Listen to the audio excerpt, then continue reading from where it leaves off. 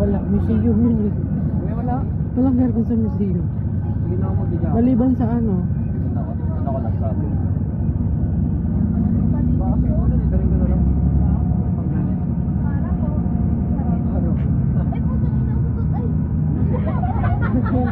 Walang iba ang tinatawag natin na Quezon District. Tingin ka, ayun yung kauna-unahang SM yung may bilog na building. Yan. Ayan. Yung may bilog na yan. Yes, yung baba niyan SM yan. First, second, third, fourth floor. Okay? Guys, yun yung kauna-unahang SM na itayo sa buong Pilipinas.